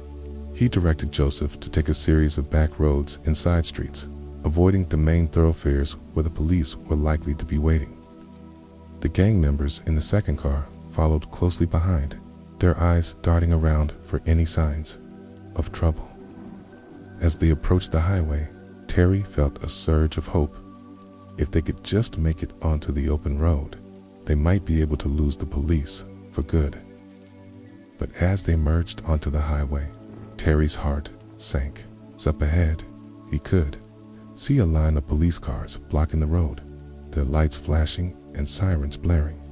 The police had set up a roadblock. There was no way around it. Terry's mind raced as he tried to figure out their next move. They couldn't stop. If they did, they would be caught for sure. But they also couldn't risk a high-speed chase with the police.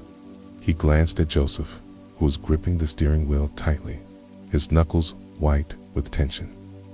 "We're going through," Terry said, his voice calm but firm. "Hold on." Joseph nodded, his jaw clenched as he pressed down on the accelerator.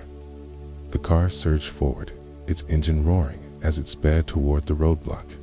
The police officers scattered as the car barreled through the barricade, the sound of shattering glass and screeching metal filling the air. Terry's heart pounded in his chest as they raced down the highway, the police cars close behind. He knew that they were running out of time, but he also knew that they couldn't give up now. They had come too far to let the police catch them. As they sped down the highway, Terry's mind was a whirlwind of thoughts. He knew that they needed to find a place to lay low, somewhere the police wouldn't think to look. He directed Joseph to take the next exit, leading them onto a series of back roads that wound through the countryside. Gang members in the second car followed closely behind, their faces set with determination. As they drove, Terry kept his eyes on the rearview mirror, watching for any signs of the police. He knew that they were still out there, still chasing them, but he also knew that they had a chance if they could just stay one step ahead. The cars sped through the night, their headlights cutting through the darkness as they made their way to a remote safe house that Terry had prepared for just such an occasion. It was a risky move, but Terry knew that it was their only chance. As they pulled up to the safe house, Terry felt a surge of relief. They had made it for now. We also knew that the police wouldn't give up that easily. The chase was far from over. The safe house was an old, abandoned farmhouse, tucked away in the middle of nowhere, surrounded by dense woods and miles of empty fields. Terry had chosen it for its isolation, knowing that it would be the last place the police would think to look. As the cars pulled up to the house, Terry felt a mix of relief and tension. They had made it this far, but the night was far from over. The gang members piled out of the cars, their faces pale and drawn from the adrenaline of the chase.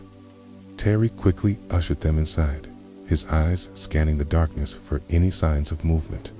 He knew that the police would be searching for them, and they couldn't afford to let their guard down now. Inside, the house was sparse and dusty, with only a few pieces of furniture and some basic supplies. Terry had stocked it with enough food and water to last them a few days, but it was far from comfortable. Still, it was better than being caught by the police. As the gang settled in, Terry took charge, his mind already working on their next move. He knew that they couldn't stay here for long. The police would eventually track them down, but they needed time to regroup and come up with a plan. He assigned Joseph to keep watch outside, while the rest of the gang members took turns resting and keeping an eye on the hostages. Steve, the bank manager, was still with them, his face pale and his hands trembling as he sat in the corner of the room. Terry approached him, his gun still in hand. "You're going to help us get out of this," he said, his voice cold and steady. "If you cooperate, you might just live to see another day." Steve nodded, his eyes wide with fear. He knew that he was in a dangerous situation, but he also knew that he had no choice but to do as he was told. Terry turned his attention to the rest of the gang, his mind racing as he tried to figure out their next move. They had the money from the heist, but it was useless if they couldn't get away with it. He knew that the police would be watching all the usual escape routes, so they needed to come up with something unexpected. After a few moments of tense silence, Terry finally spoke. "We're going to split up," he said. "It's the only way to throw them off our trail. Joseph and I will take one car, and the rest of you will take the other. We'll meet up at the rendezvous point in 3 days. If anyone gets caught, they're on their own." The gang members nodded, their faces set with determination. They knew the risks, but they also knew that they had no other choice. Terry handed out fake IDs and cash to each of them, along with instructions on how to get to the rendezvous point. He also gave them strict orders to avoid drawing attention. Themselves, no flashy spending, no unnecessary risks. They needed to stay under the radar if they were going to make it out of this alive. As the gang prepared to leave, Terry pulled Joseph aside. "We need to talk," he said, his voice low and urgent. Joseph nodded, his expression grim. The two men stepped outside, where they could speak without being overheard. "This isn't over," Terry said, his eyes scanning the darkness. "The police aren't going to stop until they catch us. Need to be ready for anything." Joseph nodded, his jaw clenched. "It's a plan?" he asked. Terry took a deep breath, his mind racing as he tried to come up with a solution. "We need to disappear," he said, finally, completely. "No more heists, no more risks. We take the money we have and we go underground. We change our names, our appearances, everything. We start over." Joseph frowned, his brow furrowed in thought. "And what about the others?" he asked. Terry shook his head. "They're on their own," he said. "We can't afford to take any chances. If they get caught, they'll lead the police right to us." Joseph nodded, his expression grim but determined. He knew that Terry was right. They couldn't afford to take any more risks. It was time to cut their losses and disappear. As the gang prepared to leave, Terry felt a pang of guilt. He had led these people into this life, and now he was leaving them to fend for themselves. But he also knew that he had no other choice. The stakes were too high, and he couldn't afford to let sentimentality cloud his judgment. He gave the gang members one last look before turning away, his mind already focused on the next step. Joseph followed him to the car, his expression unreadable. The two men climbed in, and Terry started the engine, his hands gripping the steering wheel tightly.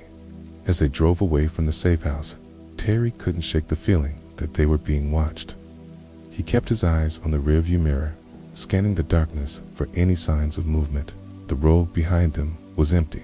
The only sound, the hum of the engine and the crunch of gravel beneath the tires.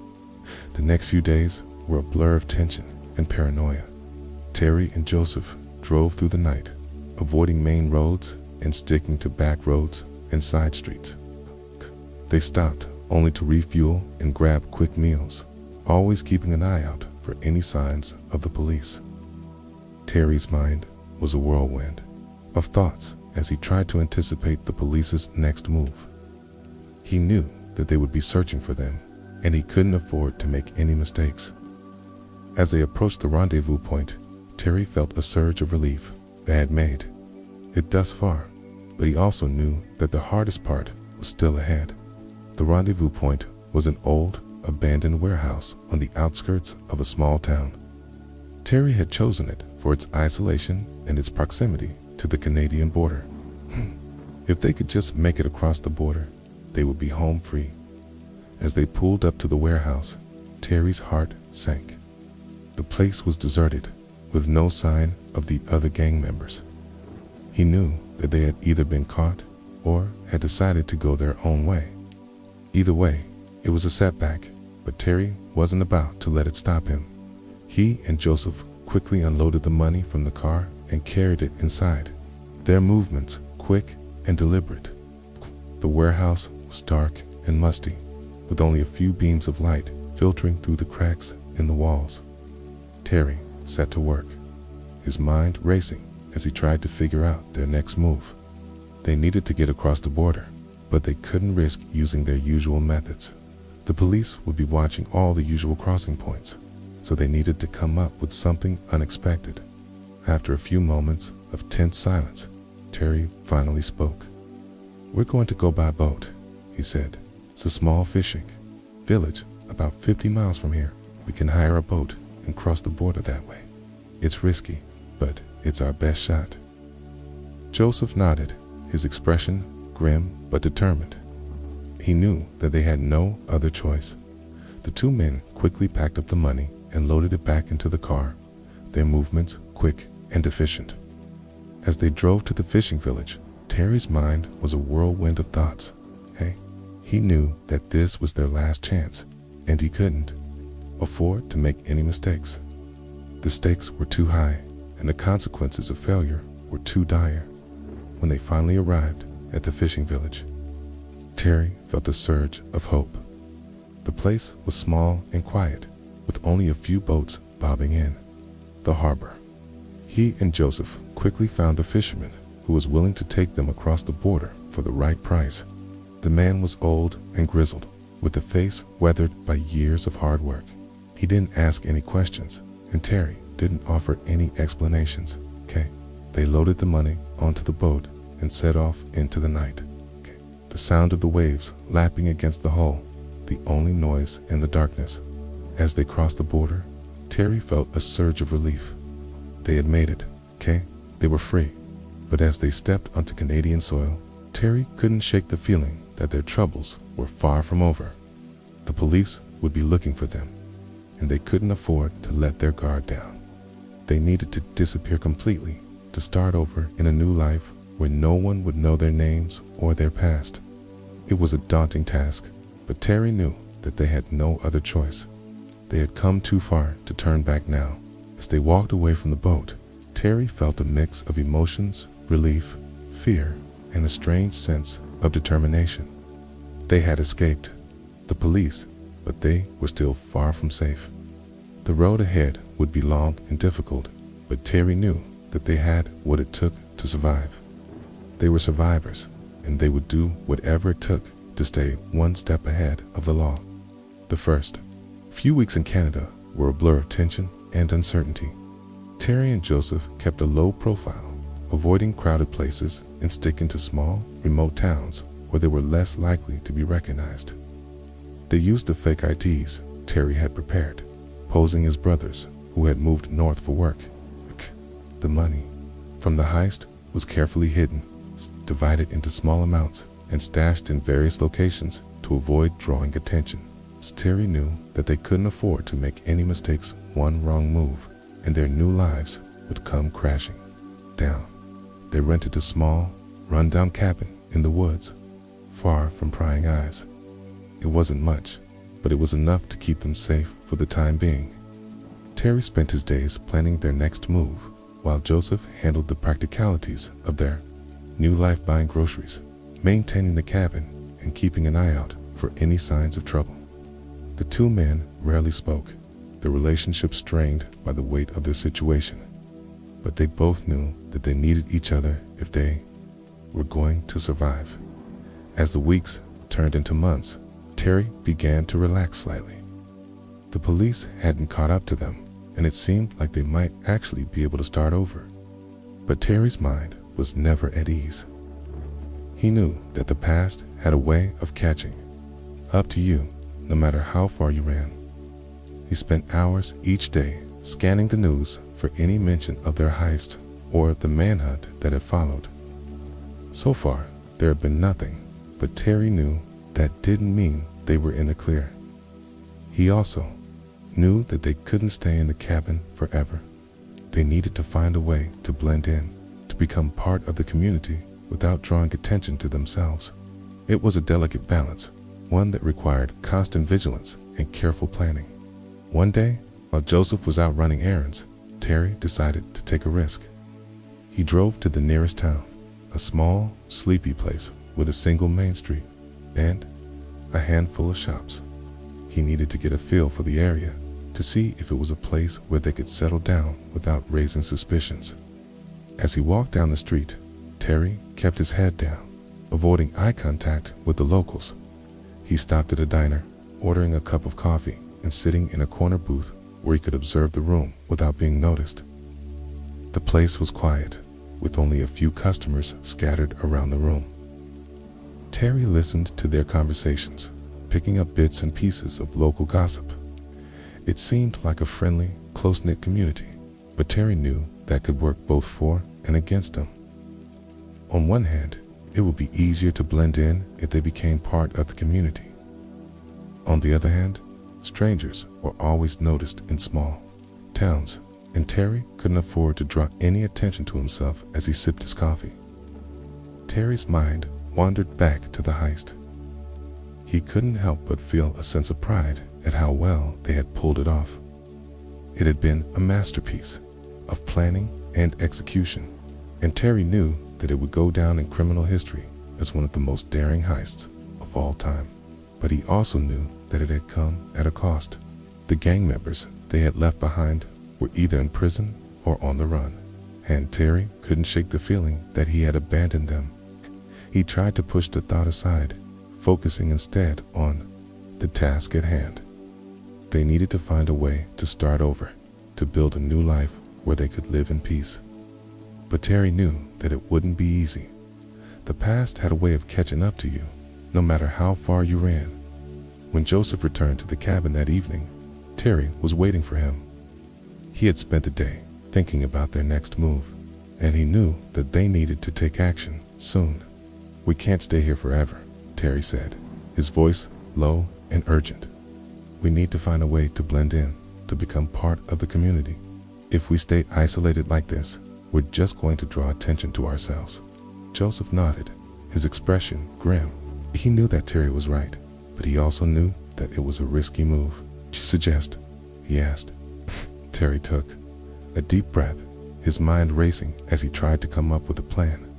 "We need to find jobs," he said, finally. "Something low-key that won't draw too much attention. We can say we're brothers who moved here for work. If we can establish ourselves as part of the community, we'll be less likely to be noticed." Joseph frowned, his brow furrowed in thought. "And what about the money?" he asked. Terry shook his head. "Okay, we can't touch it," he said. "Not yet. Need to live like we're broke, like we're just trying to make ends meet. If we start spending too much, people will notice." Joseph nodded, his expression grim but determined. He knew that Terry was right. They couldn't afford to take any risks. The next few weeks were a blur of activity. Terry and Joseph found jobs at a local lumberyard, doing manual labor that paid just enough to cover their expenses. They kept to themselves, avoiding unnecessary conversations and sticking to their story about being brothers who had moved north for work. The locals were friendly but reserved, and Terry and Joseph did their best to blend in without drawing attention to themselves. It wasn't easy, but they managed to establish themselves as part of the community, albeit on the fringes. Terry knew that they couldn't afford to get too comfortable, but he also knew that they needed to build a life if they were going to survive. As the months passed, Terry began to relax slightly. The police hadn't caught up to them, and it seemed like they might actually be able to start over. But Terry's mind was never at ease. He knew that the past had a way of catching up to you, no matter how far you ran. He spent hours each day scanning the news for any mention of their heists or the manhunt that had followed. So far, there had been nothing, but Terry knew that didn't mean they were in the clear. He also knew that they couldn't stay in the cabin forever. They needed to find a way to blend in, to become part of the community without drawing attention to themselves. It was a delicate balance, one that required constant vigilance and careful planning. One day, while Joseph was out running errands, Terry decided to take a risk. He drove to the nearest town, a small, sleepy place with a single main street and a handful of shops. He needed to get a feel for the area, to see if it was a place where they could settle down without raising suspicions. As he walked down the street, Terry kept his head down, avoiding eye contact with the locals. He stopped at a diner, ordering a cup of coffee and sitting in a corner booth where he could observe the room without being noticed. The place was quiet, with only a few customers scattered around the room. Terry listened to their conversations, picking up bits and pieces of local gossip. It seemed like a friendly, close-knit community, but Terry knew that could work both for and against them. On one hand, it would be easier to blend in if they became part of the community. On the other hand, strangers were always noticed in small towns, and Terry couldn't afford to draw any attention to himself. As he sipped his coffee, Terry's mind wandered back to the heist. He couldn't help but feel a sense of pride at how well they had pulled it off. It had been a masterpiece of planning and execution, and Terry knew that it would go down in criminal history as one of the most daring heists of all time. But he also knew that it had come at a cost. The gang members they had left behind were either in prison or on the run, and Terry couldn't shake the feeling that he had abandoned them. He tried to push the thought aside, focusing instead on the task at hand. They needed to find a way to start over, to build a new life where they could live in peace. But Terry knew that it wouldn't be easy. The past had a way of catching up to you, no matter how far you ran. When Joseph returned to the cabin that evening, Terry was waiting for him. He had spent the day thinking about their next move, and he knew that they needed to take action soon. "We can't stay here forever," Terry said, his voice low and urgent. "We need to find a way to blend in, to become part of the community. If we stay isolated like this, we're just going to draw attention to ourselves." Joseph nodded, his expression grim. He knew that Terry was right, but he also knew that it was a risky move. "What do you suggest?" he asked. Terry took a deep breath, his mind racing as he tried to come up with a plan. "We need to find jobs," he said, finally, "something low-key that won't draw too much attention. We can say we're brothers who moved here for work. If we can establish ourselves as part of the community, we'll be less likely to be noticed." Joseph frowned, his brow furrowed in thought. "And what about the money?" he asked. Terry shook his head. "We can't touch it," he said. "Not yet. We need to live like we're broke, like we're just trying to make ends meet. If we start spending too much, people will notice." Joseph nodded, his expression grim but determined. He knew that Terry was right. They couldn't afford to take any risks. Life in the small Canadian town settled into a rhythm, though Terry's mind never fully relaxed. The days were filled with the monotony of manual labor at the lumberyard, while the nights were spent in the quiet solitude of their cabin. Terry and Joseph kept to themselves, avoiding unnecessary interactions with the locals. They became known as the quiet brothers who kept to themselves, a reputation that suited their need for anonymity. Terry's paranoia never fully subsided, though. He spent hours each night scanning the news, both local and international, for any mention of their heists or the manhunt that had followed. So far, there had been nothing, but Terry knew that didn't mean they were safe. The past had a way of catching up to you no matter how far you ran. One evening, as Terry sat by the fireplace, his mind wandered back to the gang members they had left behind. He wondered what had happened to them, whether they had been caught, killed, or if they had managed to escape like he and Joseph had. He tried to push the thoughts aside, focusing instead on the task at hand. They needed to stay focused, too, keep their heads down and avoid drawing attention to themselves. But the guilt gnawed at him, a constant reminder of the life they had left behind. Joseph, on the other hand, seemed to have adjusted more easily to their new life.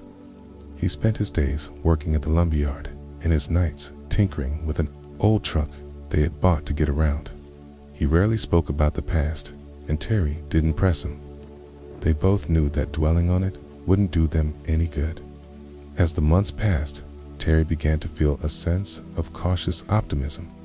The police hadn't caught up to them, and it seemed like they might actually be able to start over. They had managed to establish themselves as part of the community, albeit on the fringes, and the locals had mostly accepted them as the quiet brothers who kept to themselves. Terry even allowed himself to think about the future, about the possibility of building a new life where they could live in peace, but he knew that they couldn't afford to get too comfortable. The past was always lurking in the shadows, waiting to catch up to them. One day, while Terry was at the lumberyard, he overheard a conversation that sent a chill down his spine. Two of his co-workers were talking about a news report they had seen the night before. "Did you hear about those bank robbers?" one of them asked. "The ones who pulled off that big heist down in the States. They say they're still on the run." Terry's heart skipped a beat, but he kept his face neutral, pretending to focus on his work. The other co-worker nodded. "Yeah, I heard about that. They say the police are offering a huge reward for any information leading to their capture. Can you imagine? Those guys must be living like kings somewhere, laughing at the cops." Terry's hands clenched into fists, but he forced himself to stay calm. He knew that they couldn't afford to draw any attention to themselves. Not now. He finished his shift and headed back to the cabin, his mind racing. When he got home, Terry immediately turned on the radio, scanning the stations for any news about the heist. He found a station that was reporting on the manhunt, and his heart sank as he listened. The police were still searching for them, and the reward for information leading to their capture had been increased. Terry knew that it was only a matter of time before someone put two and two together. He turned off the radio and sat down, his mind racing as he tried to figure out their next move. They couldn't stay here forever, but they also couldn't afford to run again. They needed to find a way to disappear completely, to start over, in a place where no one would know their names or their past. That night, Terry sat down with Joseph to discuss their options. "We can't stay here," Terry said, his voice low and urgent. "The police are still looking for us, and it's only a matter of time before someone figures out who we are. We need to find a way to disappear completely, to start over in a place where no one will know us." Joseph nodded, his expression grim. He knew that Terry was right, but he also knew that it wouldn't be easy. "What do you suggest?" he asked. Terry took a deep breath, his mind racing as he tried to come up with a plan. "We need to change our identities," he said, finally. "New names, new appearances, everything. We need to become different people so that even if someone recognizes us, they won't be able to prove it. Joseph frowned, his brow furrowed in thought. And how do we do that? He asked. Terry shook his head. I don't know yet, he admitted, but we need to figure it out soon. We can't afford to wait. The next few days were a blur of tension and uncertainty. Terry spent hours researching how to create new identities, while Joseph handled the practicalities of their daily lives. They knew that they couldn't afford to make any mistakes, so they took their time, carefully planning every detail. Terry managed to get his hands on some fake documents, including new passports and driver's licenses. He also found a contact who could help them change their appearance's hair dye, contact lenses, even minor plastic surgery if necessary. It was a risky move, but Terry knew that they had no other choice. They needed to disappear completely to become different people if they were going to survive. As they prepared to leave the cabin, Terry felt a pang of regret. They had managed to build a life here, however fragile, and it was hard to let it go. But he also knew that they couldn't afford to stay. The past was catching up to them, and they needed to stay one step ahead if they were going to survive. They packed up their belongings and loaded them into the truck, their movements quick and efficient. Terry took one last look around the cabin, his mind filled with memories of the past few months. It had been a strange, quiet life, but it had been theirs. Now, they were leaving it all behind, stepping into the unknown once again. As they drove away from the cabin, Terry's mind was a whirlwind of thoughts. He knew that the road ahead would be long and difficult, but he also knew that they had what it took to survive. They were survivors, and they would do whatever it took to stay one step ahead of the law. The truck rumbled down the dirt road, the sound of the engine filling the silence. Terry glanced at Joseph, who was gripping the steering wheel tightly, his expression unreadable. Body didn't speak, but they didn't need to. They both knew what was at stake, and they were ready to do whatever it took to stay free.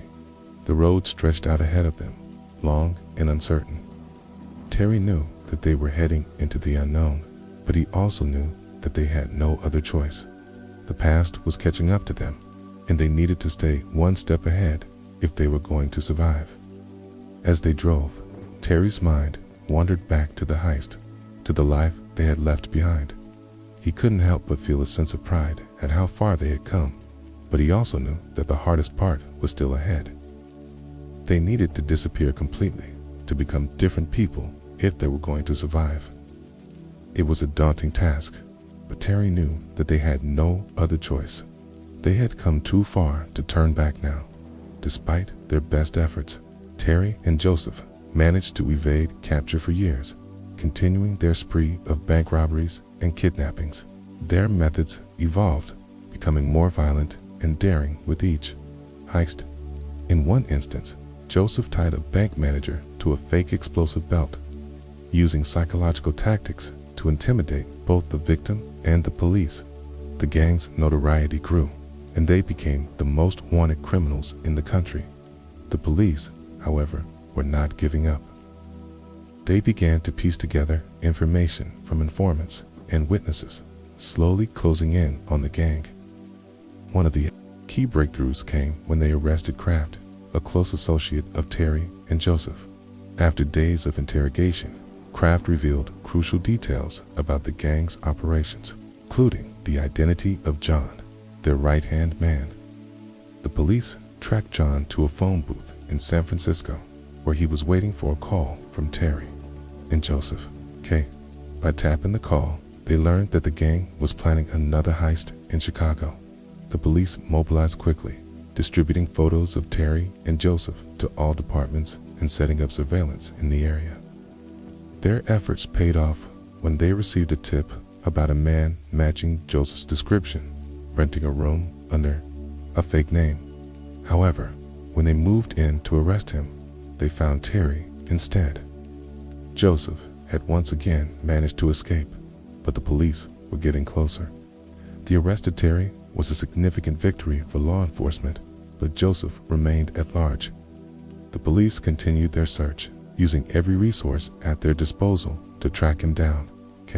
They discovered that Joseph had been living under various aliases, buying and selling cars to fund his operations. He had also started a family with a wife and child, which added a new layer of complexity to the manhunt. The police eventually located Joseph's hideout, a remote house on an island in the middle of a forest. They surrounded the property and waited for the right moment to strike. When Joseph finally emerged, he surrendered without a fight, bringing an end to his years on the run. The police found a stash of weapons, stolen money, and diamonds in the house, along with evidence of his involvement in numerous heists. Joseph's capture marked the end of an era for the gang, but the story was far from over. Terry, who had been in custody since his arrest, was brought in to testify against Joseph. The two were transported together for their trial, but Terry had one last trick up his sleeve. Using a hidden nail, he picked the lock on his handcuffs and freed himself and Joseph. They overpowered the officers, tied them up, and stole the police car, making a daring escape. The escape reignited the manhunt, and Terry and Joseph resumed their criminal activities with renewed vigor. They carried out several more heists, stealing millions of dollars and leaving law enforcement scrambling to keep up. Their methods became even more brazen, with the duo abandoning disguises and relying solely on their reputation to intimidate their victims. However, the pressure from law enforcement and the increasing number of informants began to take its toll. One by one, members of their gang turned themselves in, providing the police with valuable information about their operations. The final blow came when the police arrested John, the gang's right-hand man, and used him to track down Terry and Joseph. The two were eventually captured and sentenced to life in prison, bringing an end to their reign of terror. Their story, however, remains one of the most fascinating and complex tales of crime and punishment in American history. It is a testament to the lengths to which individuals will go in pursuit of wealth and power and the relentless determination of law enforcement to bring them to justice. The legacy of Terry and Joseph serves as a reminder of the thin line between brilliance and madness, and the consequences of crossing it. See you tomorrow.